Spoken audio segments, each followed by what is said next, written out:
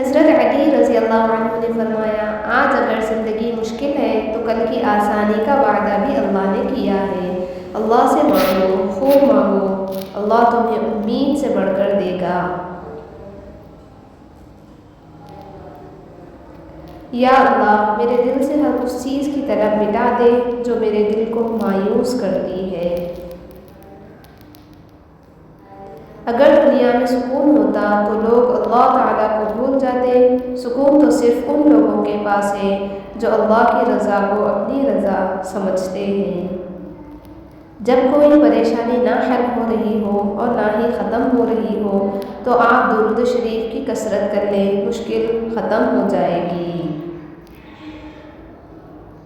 نماز چہرے کا نور ہے اور قرآن دل کا سکون ہے۔ وضو سے شکل، قرآن سے عقل اور نماز سے نسل پاک ہوتی ہے۔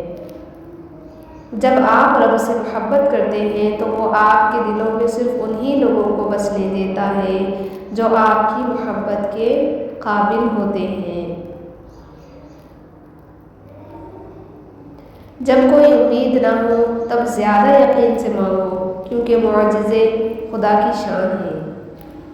سورج کی کرنیں زمین پر پڑنے سے پہلے نیند سے اٹھ جایا کرو، کیونکہ اس وقت رزق تقسیم کیا جا رہا ہوتا ہے۔ دنیا میں سب سے زیادہ وہ لوگ سکون میں رہتے ہیں جو مشکل وقت میں کہتے ہیں کہ میرے لیے بس اللہ ہی کافی ہے۔ تنہا انسان کو کبھی تنہا نہ سمجھنا، کیونکہ جو تنہا ہوتا ہے اس کے سب سے قریب اللہ ہوتا ہے۔